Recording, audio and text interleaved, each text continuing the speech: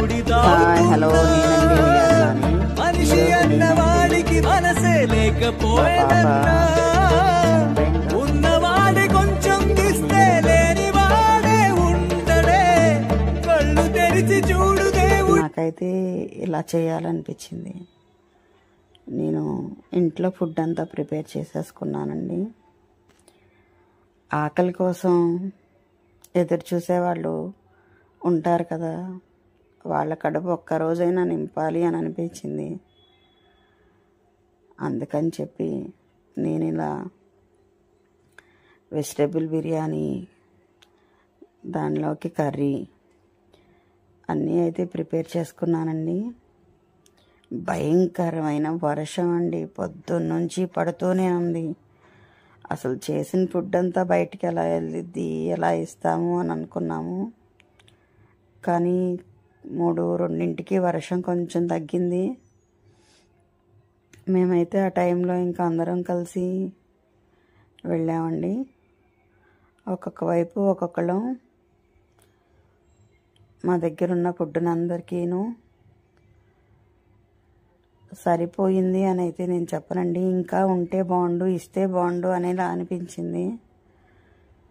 వర్షంలో రోడ్డు పక్కన bus స్టాండ్లోనూ food కోసం ఏదో చూస్తూ ఉన్న వాళ్ళని చూసి అలా వాళ్ళకి ఆ రోజు కడుపు నింపినందుకు నాకైతే హ్యాపీగా అనిపించిందండి. నేను ఇంకేమేం చేశానో కూడా ఫుల్ వీడియో చేస్తానండి. ఫుడ్ ఎలా ప్రిపేర్ చేశాను. ఇప్పుడైతే ఈ చిన్న వీడియో కానీ ఇలా పంచిపెట్టి ఇలా ఆకలి కోసం ఎదురు చూసే వాళ్ళకి పెట్టడంలో చాలా ఆనందం అయితే అనిపిస్తుందండి. మనిషికి చాలా ప్రశాంతత కూడా అనిపిస్తుంది. ఉన్న వాళ్ళకి కడుపు నింపితే నచ్చిందనో నచ్చలేదనో ఏదో చెప్తారు, కానీ ఆకలితో ఉన్న వాళ్ళ కడుపు నింపితే మాత్రం వాళ్ళు చాలా హ్యాపీగా ఫీల్ అవుతారు. ఆ హ్యాపీనెస్ అయితే నాకు మాత్రం ఒక మెమరీగా అనిపించింది. ఇలా తరచూ చేస్తే ఎంత బాగుంటుందో అని కూడా అనిపించిందండి.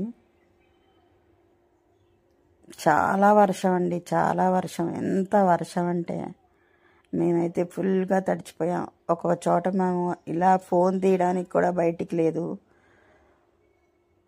ఏదో ఇక్కడ వర్షం లేదని చెప్పి చిన్న వీడియో అయితే తీయగలిగాం, కానీ మేము చాలా చోట్లకి వెళ్ళిన చోట్లల్లా వర్షం అసలు తడిచిపోయాం అన్నమాట బాగా. వీడియో నచ్చితే లైక్ చేయండి.